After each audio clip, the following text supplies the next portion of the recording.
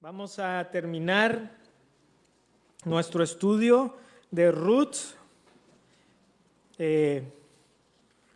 Como les comenté entre semana, al principio iba a dividirlo en dos, pero preferí predicar todo Ruth capítulo 4, todo el capítulo, y ahorita van a ver por qué, para tratar de darle una cohesión a todo lo que es el capítulo y todo el libro.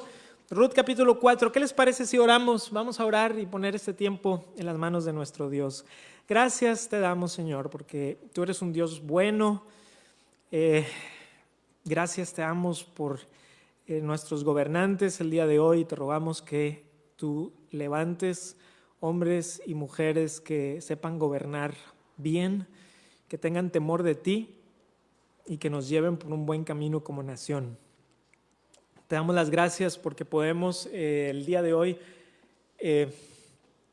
terminar de estudiar este libro escrito hace tantos años, que sin embargo es tan relevante para nosotros el día de hoy, que podemos aprender mucho de esta antigua historia y ver cómo esta antigua historia está conectada con la gran historia que tú estás contando acerca de la salvación en Cristo Jesús. Bendito sea tu nombre, Señor. Gracias por este privilegio de escuchar tu palabra en el nombre de Jesús. Amén. Creo que si tú eres cristiano, si tú eres cristiana, y si yo te preguntara el día de hoy, ¿crees tú que Dios está en control? Me dirías que sí. Creo que la gran mayoría, si no es que todos los cristianos, tienen esa convicción en su corazón. Dios lo controla todo. Pero a veces vienen situaciones a nuestra vida difíciles, complicaciones, y puede eso traer una semilla de duda a nuestra mente. Y entonces si nos descuidamos, esa semilla de duda empieza a crecer y se puede convertir en un problema significativo, porque todos nosotros sabemos que pasamos por dificultades, que ser humano, o sea, el ser humano, todos los seres humanos pasamos por sufrimiento. Y nadie lo puede negar después del año que hemos vivido, en donde hemos visto de primera mano el sufrimiento. Y entonces muchas personas se hacen la pregunta de ¿dónde está Dios? Y quizá tú como cristiano digas, bueno, ¿y dónde está Dios cuando pasan situaciones difíciles? Y tal vez Ruth y Noemí se pudieron haber hecho esa pregunta porque están pasando por una situación muy difícil que hemos estado estudiando. Había salido esta Noemí junto con Elimelec, junto con sus hijos Malón y Kelión, se van a Moab y ahí todo parece ir mal. Muere su esposo, mueren sus hijos, se regresa Orfa a Moab y entonces esta Noemí viene con Ruth, que es moabita, no es israelita, y llegan al pueblo de Israel y resulta que no tienen las tierras que antes tenían. Y entonces están en una dificultad. Pero la mano de Dios, aunque quizá invisible, está muy, muy latente en estos 4 capítulos del libro de Ruth. Y en este 4 capítulo vamos a ver el cierre del libro. Y vamos a ver de una manera muy poderosa la providencia de Dios. Y vamos a ver que Dios lo controla todo. Eso es lo que vamos a ver. Dios lo controla todo. Pero esta verdad no puede ser solamente teórica. Tiene que llegar a ser práctica en la vida del creyente. Y vamos a ver en esta tarde 3 verdades a la luz del hecho de que Dios lo controla todo. 3 verdades a la luz del hecho de que Dios tiene un control soberano. Puesto que Dios lo controla todo, lo primero que vamos a ver, primer punto es, actúa con rectitud. Debemos actuar con rectitud porque Dios lo controla todo. Estamos en Ruth capítulo 4, voy a leer los primeros 4 versículos. Boz subió a la puerta y se sentó allí, y aquí pasaba aquel pariente de quien Boz había hablado y le dijo, fulano, ven acá y siéntate. Y él vino y se sentó. Entonces él tomó a 10 varones de los ancianos de la ciudad y dijo, sentaos aquí. Y ellos se sentaron. Luego dijo al pariente, Noemí, que ha vuelto del campo de Moab, vende una parte de las tierras que tuvo nuestro hermano Elimelec. Y yo decidí hacértelo saber y decirte que la compres en presencia de los que están aquí sentados y de los ancianos de mi pueblo. Si tú quieres redimir, redime, y si no quieres redimir, decláramelo, para que yo lo sepa, porque no hay otro que redima sino tú, y yo redimiré después de ti. Y él respondió, yo redimiré. Bueno, esto sucede después del capítulo 3, pero sucede inmediatamente después del capítulo 3. Es decir, recuerdan cómo terminamos la semana pasada en donde Noemí le dice a Ruth, espera, hija mía, este hombre llamado Boaz, él va a tomar cartas en el asunto, él va a hacer lo que dijo que va a hacer. Y entonces esto sucede por la mañana. Boaz va luego a la puerta de la ciudad de Belén para resolver el asunto.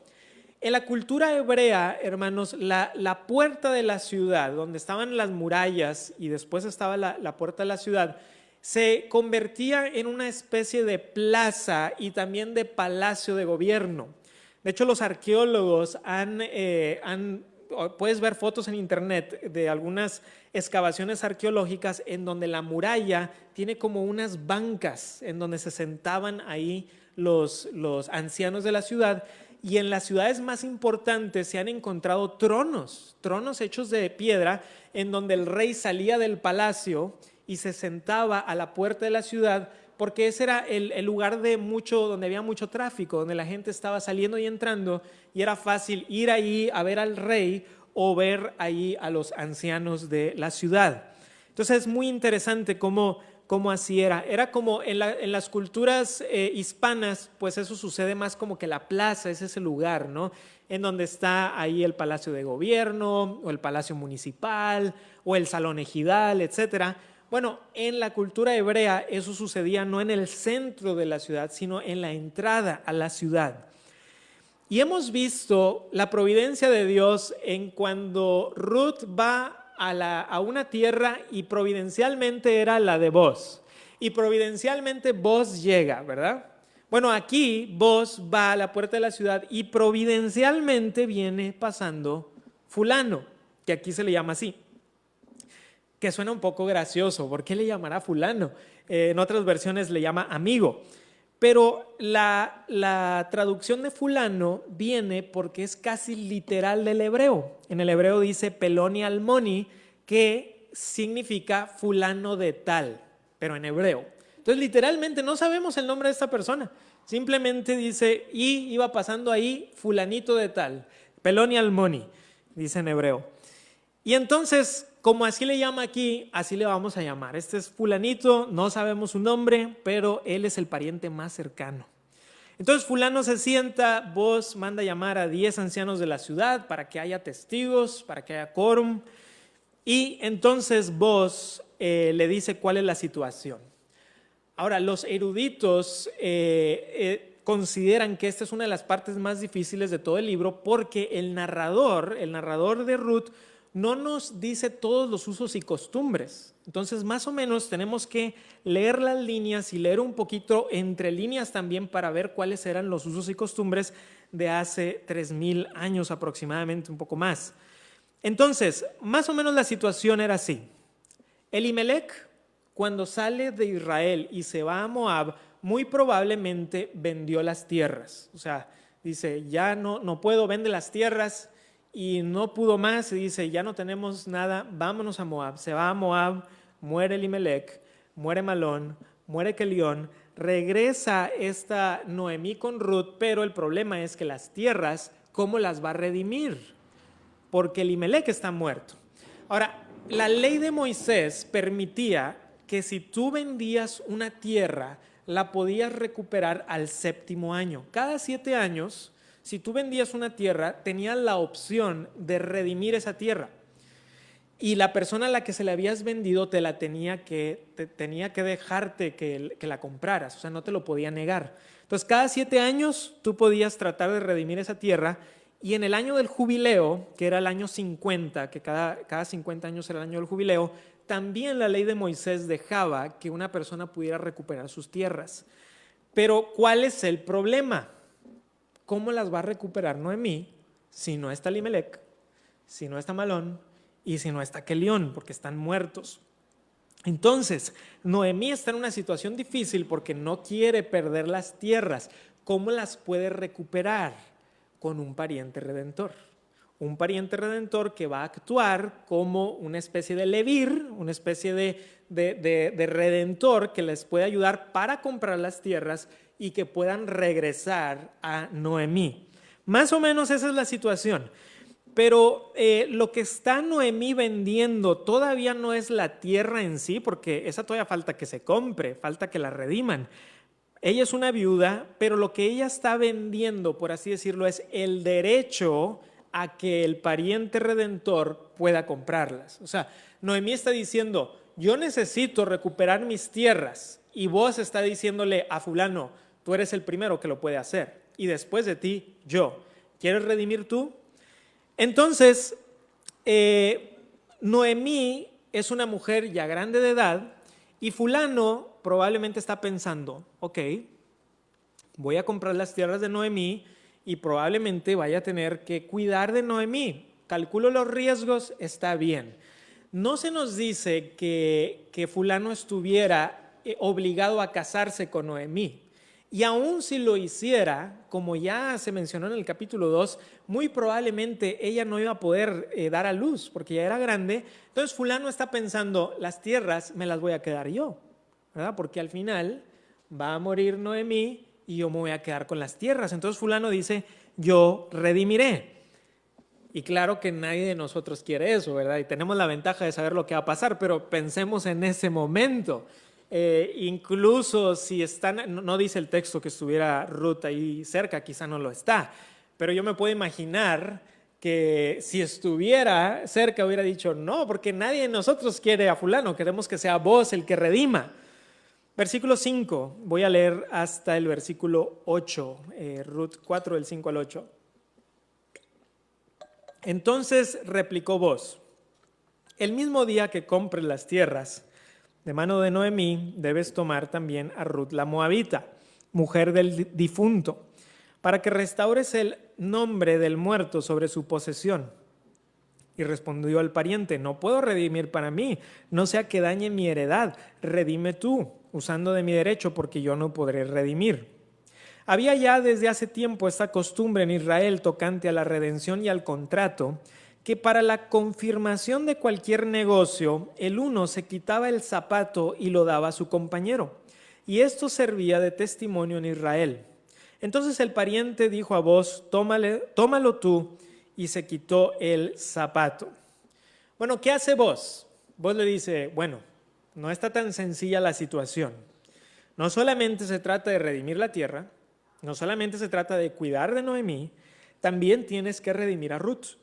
Entonces fulano tenía que casarse con Ruth y si ellos tenían un hijo, el hijo sería el heredero de las tierras y de esa manera se iba a restaurar el nombre de Elimelech y de sus hijos sobre las tierras. Entonces fulano no se iba a quedar en sí con las tierras, sino que iban a ser del hijo y iba a ser de la línea de Elimelech.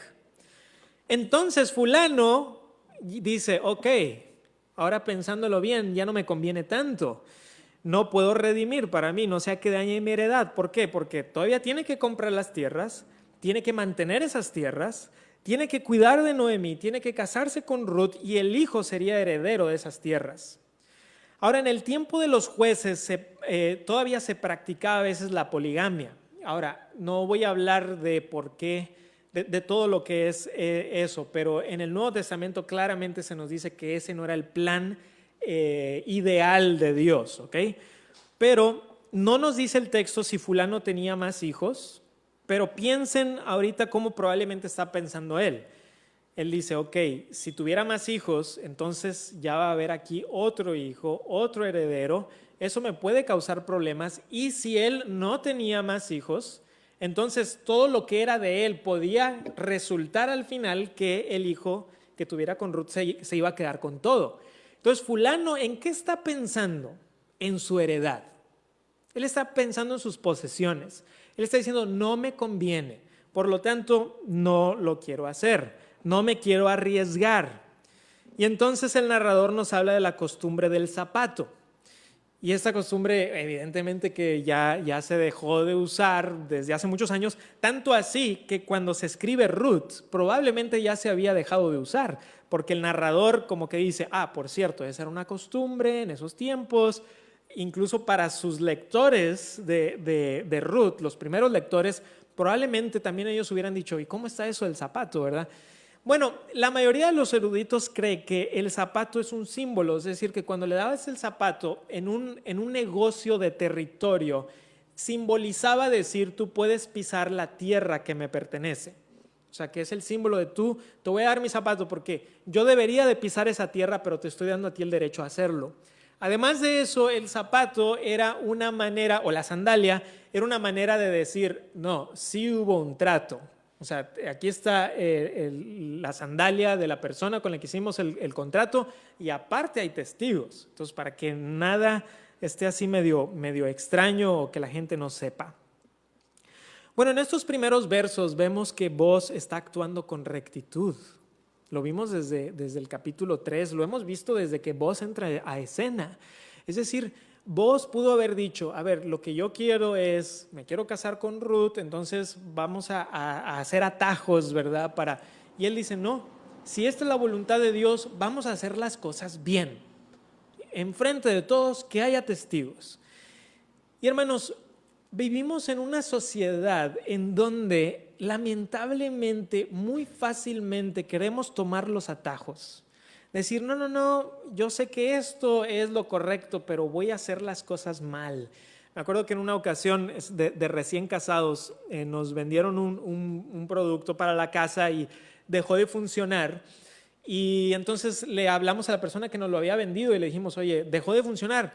Y dijo, bueno, tiene garantía de 1 año.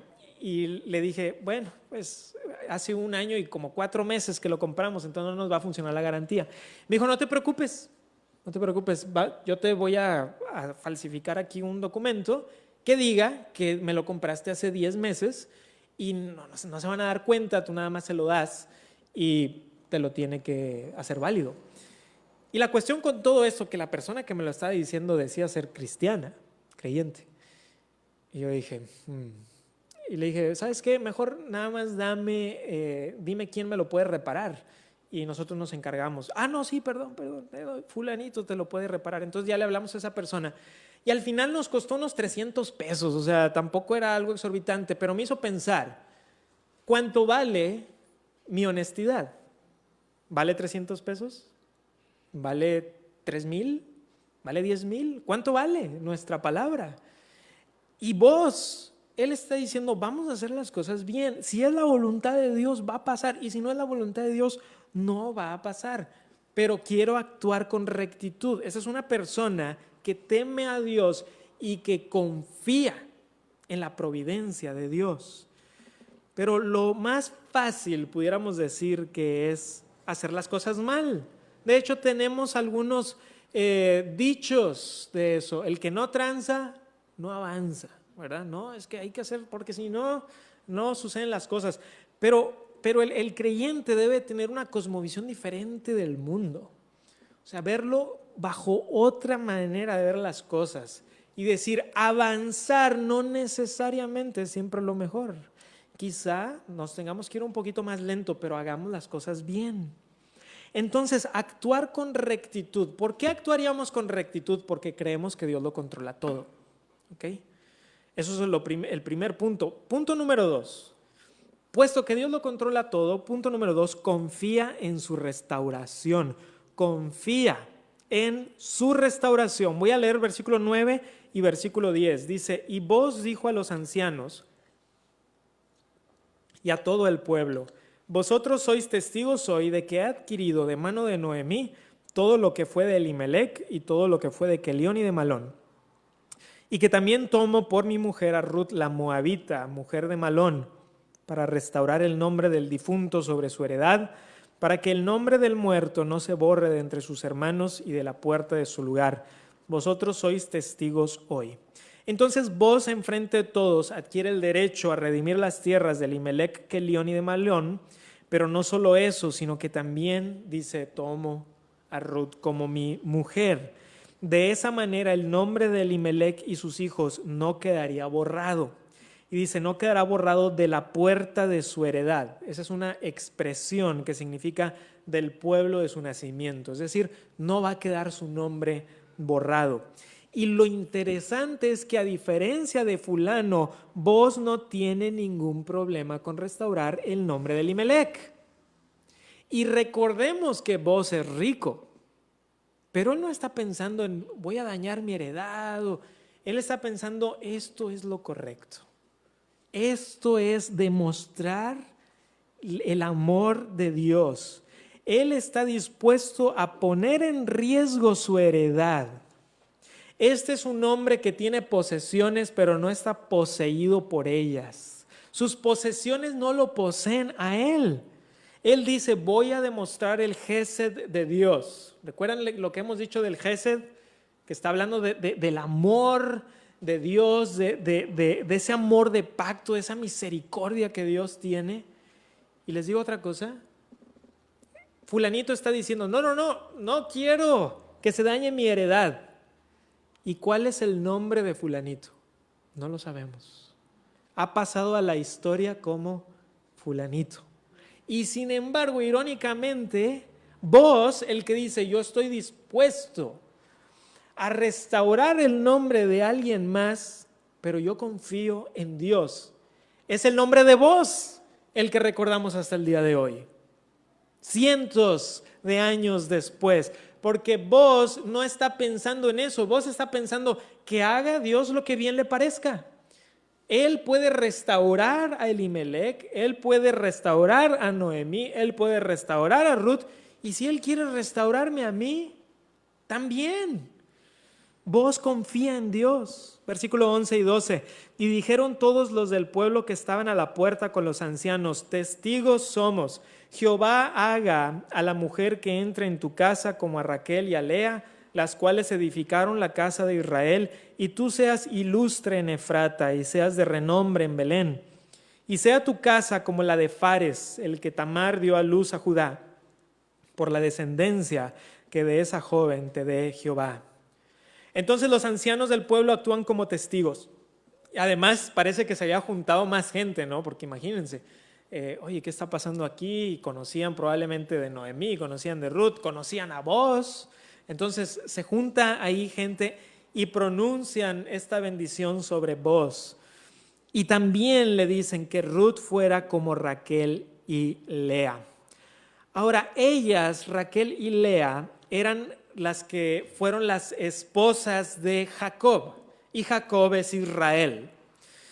Ellas eran las matriarcas, por así decirlo, del pueblo de Israel. Ahora, vamos a recordar un poquito esta cuestión de las tribus, porque hoy estamos en una lección de historia también, porque va a ser muy importante para entender todo lo que está pasando en el capítulo 4. Lea tuvo 6 hijos: Rubén, Simeón, Leví, Judá, Isaacar y Zabulón. Silpa, que había sido la criada de Lea y concubina de Jacob, tuvo a 2 hijos, Gad y Aser. Raquel tuvo 2 hijos, a José y Benjamín, y Bila, criada de Raquel y concubina de Jacob, tuvo 2 hijos, Adán y Neftalí. En total 12 personas, las 12 tribus de Israel. Pero de esas 12 tribus, una de ellas recibió una bendición especial, una profecía por parte de Jacob antes de morir. Vamos a Génesis 49 para que veamos la profecía que recibió Judá. En Génesis 49, 8. Voy a leer del 8 al 10. Génesis 49 del 8 al 10. En este pasaje se están pronunciando bendiciones y maldiciones también sobre las 12 tribus de Israel, pero de Judá se nos dice esto, Génesis 49, 8 al 10. Judá, te alabarán tus hermanos, tu mano en la cerviz de tus enemigos. Los hijos de tu padre se inclinarán a ti. Cachorro de león, Judá, de la presa subiste, hijo mío. Se encorvó, se echó como león, así como león viejo, ¿quién lo despertará? No, y fíjense lo que dice el 10. No será quitado el cetro de Judá, ni el legislador de entre sus pies, hasta que venga Silo, y a él se congregarán los pueblos. Entonces, en este pasaje, Jacob, que es Israel, da una profecía sobre su hijo Judá. Y dice que sería el rey entre sus hermanos, versículo 10, no será quitado el cetro de Judá. Y que sería el padre de Siló. ¿Quién es Siló? Bueno, muchos intérpretes, y yo entre ellos, consideran que Siló es una referencia al Mesías. ¿Por qué? Porque Ezequiel cita este pasaje diciendo que se refiere al Mesías. Entonces, eso nos quiere decir que Dios, por medio de Jacob, dice, de Judá, Judá tú vas a ser el reinante, tú vas a ser la tribu de los reyes, y de ti va a venir el Mesías. Ahora, el Mesías en Apocalipsis es llamado el león de la tribu de Judá. El Mesías es judaíta, viene de Judá. Eso es muy importante porque la línea real, la línea del Mesías viene por Judá. ¿Y de qué tribu es tanto Elimelec como vos? ¿Saben de qué tribu es Elimelec y vos? Son de Judá, son judaítas. Por eso, si recuerdan, David nace en Belén, porque en Belén se habían asentado los efrateos, que eran descendientes de Judá. ¿Y de dónde es Jesús? ¿Por qué tiene que María y José ir a Belén? Porque era de la casa y de la familia de David, judaítas. Entonces eso es bien importante para la genealogía, porque si no, no le vamos a entender a la genealogía. Regresemos a Ruth 4, versículo 12. Se menciona a Fares, el que Tamar dio a luz a Judá. ¿Y quién es esta persona? Ok, esto se debe, ¿por qué se menciona a Fares? Esto se debe a que Boz era descendiente de Judá, pero por medio de Fares, porque Judá tuvo varios hijos. Entonces, Boz es descendiente de Judá por medio de Fares. ¿Quién es Fares? Vamos a Génesis 38. Esto es crucial. Si no entendemos Génesis 38, no vamos a entender la genealogía. Resulta que Fares es el hijo de Judá y Tamar. Y Génesis 38 nos muestra una de las historias más horribles en todo el Antiguo Testamento. Y está muy extraño porque en Génesis 37 nos está hablando de José. Génesis 38, Moisés, que está narrando la historia, hace un paréntesis y nos habla de Judá y Tamar. Y luego en el capítulo 39 regresa la historia de José. ¿Ya se dieron cuenta? Es José, paréntesis, Judá y Tamar, y otra vez José. Y muchos se hacen la pregunta, ¿por qué está la historia ahí? ¿Por qué Moisés dice, momento, pausa a la historia de José, vamos a ver Judá y Tamar, regresamos a la historia de José? Porque la historia de Judá y Tamar resulta que es muy importante. ¿Por qué? Bueno, la historia tiene detalles terribles. Tamar era esposa de un hijo de Judá y ese hijo muere. Entonces ella toma del derecho del levirato, pero el próximo hijo, que se llamaba Onán, hace algo terrible para no darle heredero a ella y Dios termina matando a Onán. Pero el siguiente hijo, que podía ser levir, que podía actuar como levir, era demasiado pequeño. Entonces lo que Tamar hace es que seduce a Judá, ¿verdad? Se acuestan y nacen unos hijos de esa relación pecaminosa. Entonces cuando uno lee eso dices, ¿por qué nos está narrando esto? O sea, es uno de los episodios más terribles en todo el Antiguo Testamento. Pero hay algo bien importante que sucede en Génesis 38, 27 hasta el 30. Génesis 38, 27 dice, y aconteció que al tiempo de dar a luz, he aquí había gemelos en su seno. Aquí está dando a luz Tamar de Judá. Sucedió cuando daba a luz que sacó la mano el uno y la partera tomó y ató a su mano un hilo de grana diciendo, este salió primero. Pero entonces él, al meter la mano, he aquí salió su hermano y ella dijo, ¿qué brecha te has abierto? Y llamó su nombre Fares. Después salió su hermano, el que tenía en su mano el hijo de grana, y llamó su nombre Sara. Pues resulta que Fares se convierte en un hombre de renombre, el cual Dios usa grandemente, y entonces se menciona unas cuantas veces después de Génesis 38 y se vuelve a mencionar en Ruth 4:12, cuando le están diciendo que tu casa sea como la casa de Fares. ¿Por qué? Porque son descendientes por medio de Fares. Se implica que Dios hizo grandes cosas con este hombre, aun cuando viene de una relación que había sido pecaminosa. ¿Y qué nos dice esto? Eso nos dice que cuando nosotros hacemos desastres por medio de nuestro pecado, Dios es capaz de corregirlo. O sea que Dios puede llevar una situación mala e encaminarla para el bien. Porque, hermanos, por medio de Fares viene la línea de Jesús. Por medio de Fares viene la línea del Señor Jesucristo. Y la Biblia hace énfasis en esto cuando el nombre de este hombre aparece en Mateo 1:3. Vayan ahí porque es importante que lo vean. Mateo 1 es la genealogía de Jesús. Mateo 1 es la genealogía de Jesús. Y quiero que vean que se mencionan aquí. Mateo 1:3, Judá engendró de Tamar a Fares y a Zara. Fares a Esrom y Esrom a Aram, y continúa. Y ahorita vamos a ver cómo se conecta todo, porque por ahí está pasando la línea del Señor Jesucristo. Hermanos, cuando vemos esto, vemos que Dios puede restaurar cosas. Yo no soy muy aficionado a los carros, no soy muy bueno para reconocer carros. Mi esposa es mucho mejor que yo para eso. Ella me puede decir, ese carro es tal, y yo no. Pero me gustan ver programas de restauración de carros. No sé si alguien de ustedes haya visto uno de esos programas, pero terminan siendo muy interesantes porque toman un carro que está todo oxidado, con las llantas ponchadas, a veces abren el cofre y están ahí unos ratoncitos viviendo, o sea, está así la cosa terrible, y luego al final del episodio ese carro es un carro hermosísimo, ¿no? Y te muestran siempre el antes y después y no puedes creerlo. O sea, hasta a veces dices, es el mismo carro. O sea, es increíble que hayan tomado eso y lo hayan convertido en una obra de arte. ¿Por qué nos gustan esas historias? ¿Por qué nos gustan esas historias de restauración de carros o de casas o cosas así?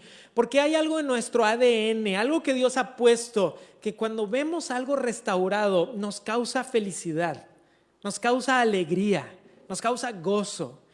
Y la historia de Ruth es una historia donde vemos mucho eso. Dios está restaurando a Noemí. Dios está restaurando a Ruth. Dios está restaurando a Boaz también. Porque Boaz dice, quizás se va a perder mi nombre. Está bien. Pero estamos hablando de Boaz el día de hoy. Dios restaura incluso lo que sucedió con Judá y Tamar y nos dice, sí, eso no estuvo bien. Pero el Hijo de Dios viene por medio de este hombre llamado Fares, a quien Dios levanta. Y de Fares viene la familia de Boaz. Entonces, hermanos, Dios es un Dios que restaura. Te restaura a ti, me restaura a mí. Y si no eres cristiano, si no has venido a Cristo, Dios quiere restaurar tu vida. Dios quiere restaurar tu corazón. Porque les digo que es más hermoso que una restauración de carros o de casas. Es la restauración del corazón. Cuando nuestro corazón está quebrantado y Dios dice, lo voy a restaurar. Eso es lo que Dios quiere hacer a través de Cristo en tu vida. Dios puede restaurar matrimonios, vidas, familias.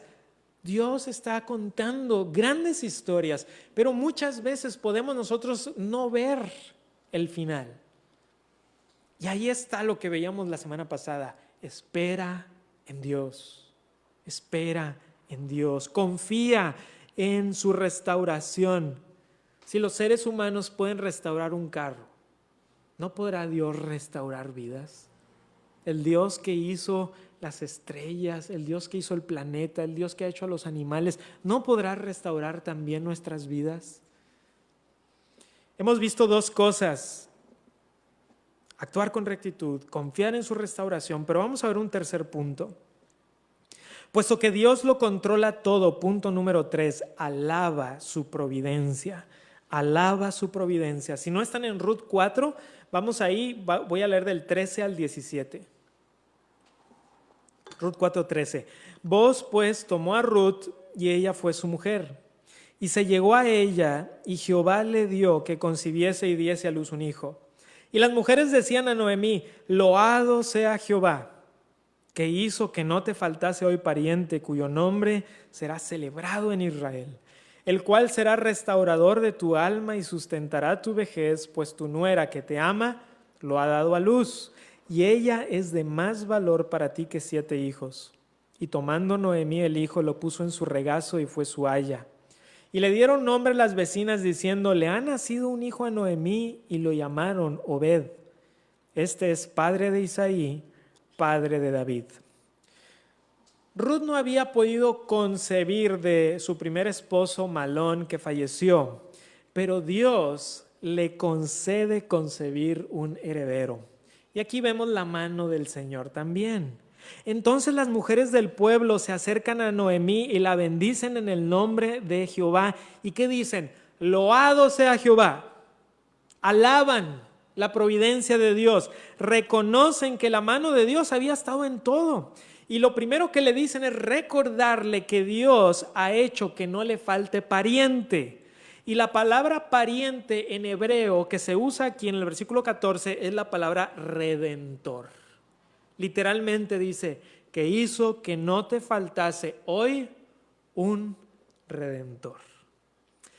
Las mujeres pronuncian una bendición, un deseo, el cual va a cumplir Dios. Que este hijo, que este redentor sería un hombre célebre, que restauraría el alma de Noemí, que la sustentaría en su vejez. Y después hablan sobre Ruth, que ella valía más que 7 hijos. El número 7 es simbólico. En la cultura hebrea, el 7 tiene que ver con perfección. Entonces le están diciendo, para ti, ella es mejor que el número perfecto, que 7 hijos.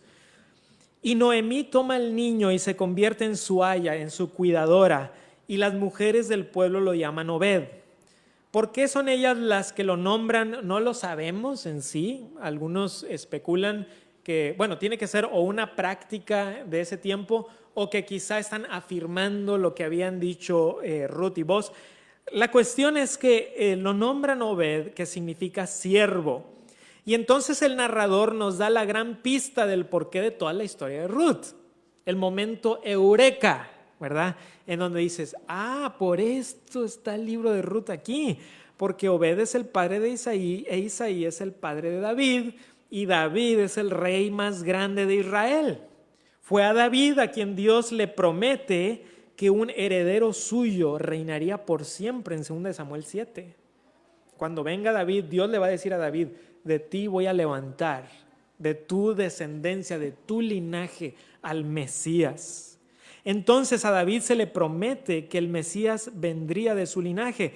Así que de cierta manera la historia de Ruth se trata de cómo Dios preserva la promesa del Mesías. La línea del Mesías no se pierde. ¿Qué hubiera pasado si no se hubieran casado? Y Dios dice, la línea del Mesías ha quedado protegida. Ha quedado protegida. Continúa la línea hasta David y después el Mesías. Y les digo otra razón por la cual el libro de Ruth está en el lugar en el que está, porque está entre Jueces y 1 de Samuel. Jueces es cuando están todos los jueces, ¿verdad?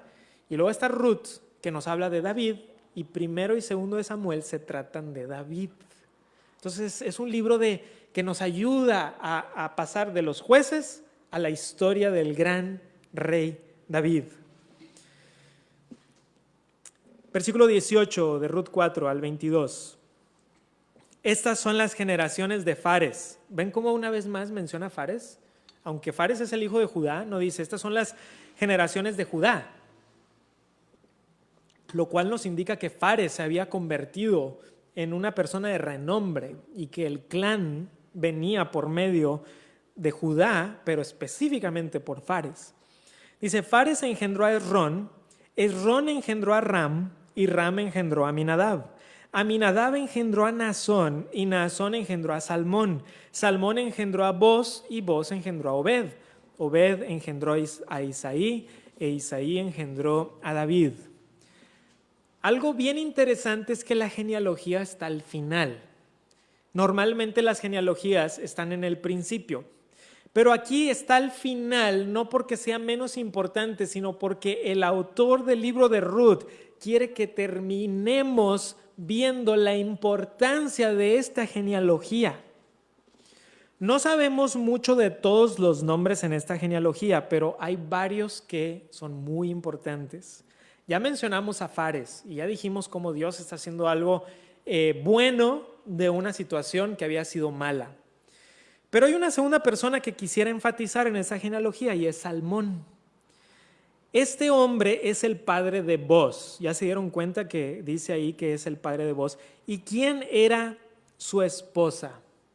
¿Quién era la madre de Booz? Vamos a Mateo. Mateo nos dice, Mateo 1:5.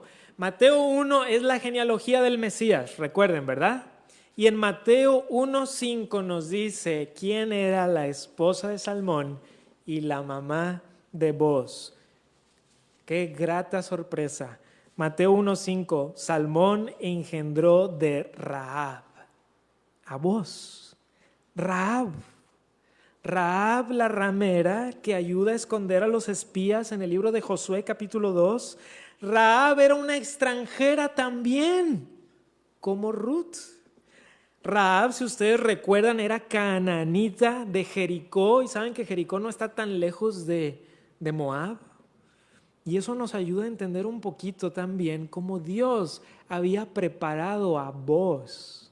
Porque Booz ya sabía por la historia de Rahab lo que era que Dios restaurara a una persona que confiaba en el Dios del pacto y que había sido extranjera, pero que ahora era parte de la línea del Mesías y se menciona por nombre en la línea de Jesús. Entonces, una vez más estamos viendo que Dios restaura.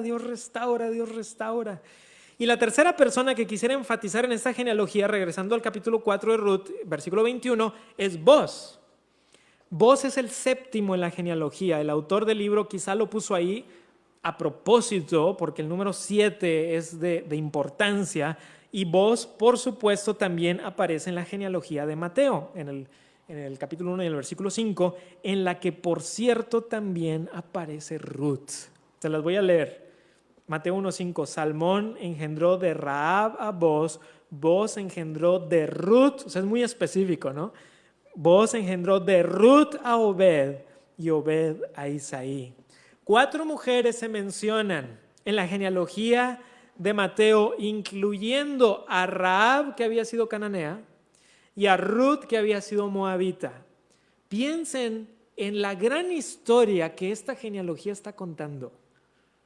Está contando una gran historia de restauración, de amor, de bondad. Dios es el Dios de aquellos que son considerados insignificantes. Y recuerden que cuando Ruth se viene de Moab a Israel, de un pueblo que había sido enemigo de Israel, muchas personas probablemente hubieran dicho, ¿y ella qué tanto puede hacer o figurar? Y está en la línea del Mesías. Qué cosa tan increíble nos está mostrando aquí la palabra del Señor.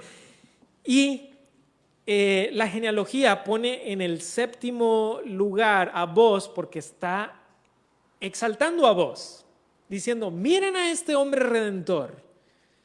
Pero ustedes saben, hermanos, que Booz nos apunta a un redentor más grande.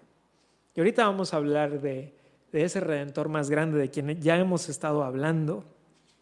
Pero antes de hablar de nuestro Señor Jesucristo, quiero resaltar a una cuarta persona que es David. Y no cabe duda que una de las razones principales de esta genealogía es para decirnos, de aquí viene David, del que vamos a hablar en 1 y 2 de Samuel. Pero esta historia apunta a un rey todavía más grande. Porque hay una genealogía, hermanos, que corre por toda la Biblia. No tienen que ir ahí. En Génesis 3:15 Dios le promete a la mujer un descendiente que destrozaría la cabeza de Satanás, de la serpiente. En Génesis 22:18 Dios le promete a Abraham que un descendiente suyo traería bendición y salvación a todas las naciones. Y en 2 Samuel 7:13 Dios le promete a David que un descendiente suyo reinaría por siempre. Y en Mateo se nos dice que el Señor Jesucristo es hijo de David, que es hijo de Booz, que es hijo de Abraham, que es hijo de Eva, hijo de Adán, hijo de Dios. La genealogía del Señor Jesucristo va por toda la Biblia. Y es bien importante, hermano, que sepamos por qué hay tantas genealogías en la Biblia. Y a veces hoy no las queremos saltar, porque nos está diciendo hay un descendiente que no debemos de perder de vista. Y nos está diciendo, mira, viene por aquí, viene por aquí. Libro de Ruth, parece que se va a perder. No se pierde. Continúa hasta llegar con nuestro Señor Jesucristo. Jesucristo es el hijo de David, que es el Señor de David. Nace de una familia pobre, en un pesebre humilde, y nace en una ciudad insignificante, Belén. Que decían, Belén, no eres la más pequeña de todas las ciudades, de ti vendrá el Salvador, el que rescatará al pueblo de Dios. Entonces Jesús es el mejor Booz, porque Booz es usado por Dios para redimir, pero nuestro Señor Jesucristo nos redime, no porque sea nuestro pariente más cercano, sino a pesar de que somos sus enemigos. Nos redime, nos salva, nos compra, nos hace parte de su familia, nos ofrece el reino entero, nos ofrece todas sus posesiones, que seamos coherederos con Él, y nos da la vida eterna para todos aquellos que creen en Él. Y dijo el Señor Jesucristo, mis ovejas oyen mi voz, y yo las conozco y me siguen, y yo les doy vida eterna, y no perecerán jamás, ni nadie las arrebatará de mi mano. Así que esta historia, hermanos, finalmente nos está apuntando a Cristo, al gran Redentor, más grande Redentor que vos, más grande Rey que David. Y la pregunta que debemos de hacernos es si le conocemos, si verdaderamente conocemos a este descendiente que viene desde Adán y Eva a nuestro planeta, a nuestra tierra, para venir a morir por los pecados del mundo. Y si tú has venido por la fe a Cristo Jesús, tus pecados han sido perdonados. Pero si no, entonces hoy nuestra invitación es: ven a Cristo Jesús, ven al gran Redentor. Y que el día de hoy Dios, el gran soberano, pueda atraer y redimir a los suyos y llevar a cabo sus propósitos eternos. Hermanos, al llegar al final de este libro, la respuesta apropiada es adorar a Dios por su providencia. Él es el Dios que controla todos los detalles, grandes y pequeños, para llevar y traernos esta gran historia. Y nosotros también, de la misma manera, podemos confiar en este Dios bondadoso y alabarlo por su providencia en nuestra vida. ¿Me acompañan orando?